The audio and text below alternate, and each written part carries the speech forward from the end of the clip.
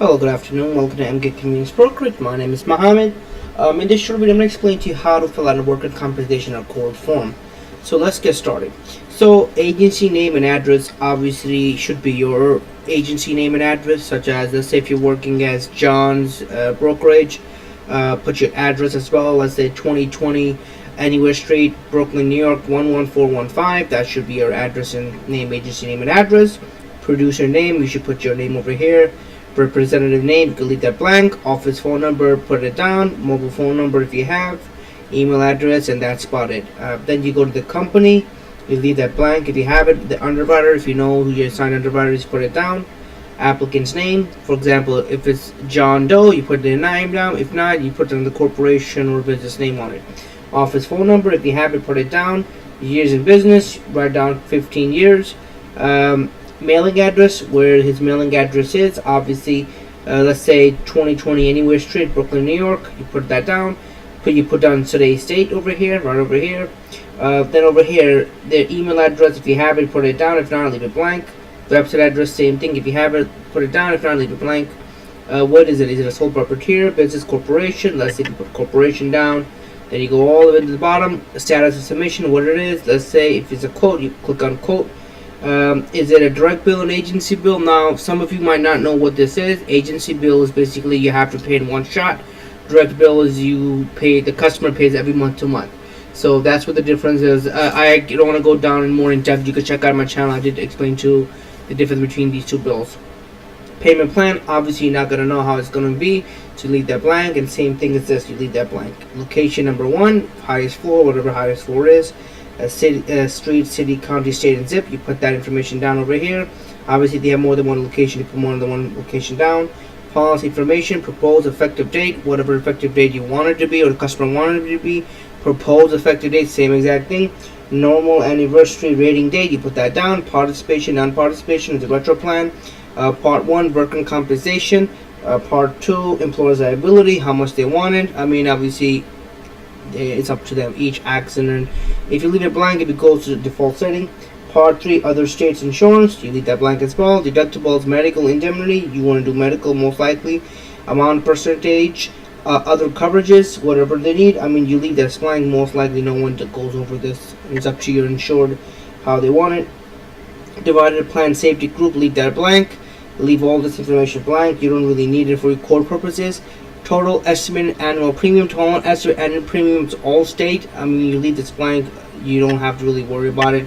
Contact information, total estimated premium value. I mean, it's basically saying that how much the customer wants for insured. I mean, it's up to you. You don't have to put it down if you don't want to. Inspection, again, contact information. You could leave this blank. You don't really need it for code purposes. Individual included. So let's say putting up New York, no one. You put down that person's name, your date of birth, title of manager, ownership if it's 100%, if 100%, duties, what it is, cash register or whatever it is, class code if you know what it is, and resume, payroll, you put that down if you know what it is. Going back to this page, the second page of this. So again, rating information. Again, if you put down the location. The categories, duties, classification. So let's say if you're doing a grocery store clerk, you put it down. Full-time employees, there's only one. Any part-time, if you have it, you put it down. If not, just leave it blank. SIC and AIC, you leave that blank. You don't have to worry. Estimated annual payroll. So let's say if it's $15,000. That's what the annual payroll is. You put that information down, and obviously you go on if you have more than one employee. Total, obviously, depending on increased limits, deductible, whatever it is. I mean, these are all you have to discuss with your insured. It's up to them whatever deductible they want. Expiration or modification assigned risk surcharge. I mean, you usually don't have to put this down because you know it's a little bit complicated, but you can leave it blank. Total estimated annual premium, minimum premium, deposit premium, remarks. This is important. Whatever you want to tell the underwriter, put this information down. For example, you tell them this is a code. This person has only one worker. Full-time, there is no hazard, he is cash register clerk. So that's one of the remarks you could put it down when you do discuss with your underwriter, assigned underwriter. prior carrier information, loss history. If that customer had a prior workers' compensation carrier, if you get that information for your quote purposes, it'll be excellent because you don't want to quote on something that he already has. You put down the year if you have it. You put down the CO and policy number, annual premium, all the information. If you get it from them, it will be an excellent thing. Nature of business, obviously, you can describe the business, what it is. So, for example, if it's a small convenience store, the worker sells only lottos, cigarettes, beers, and other food-related items. There is no deli, so no hazardous material, etc. So there's not really a sign of risk where the person could be disabled because he's not doing anything dangerous.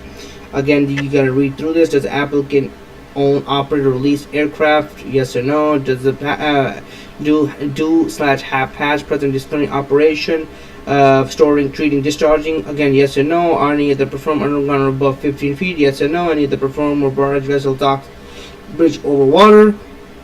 Is applicant engaged in any other type of business? These are all yes or no questions.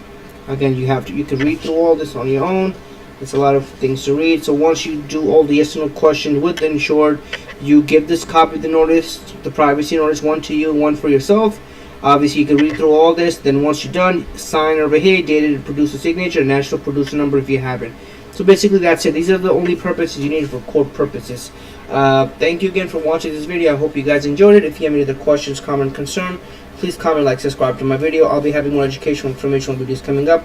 Thank you again for watching this video, guys. I hope you guys enjoyed it.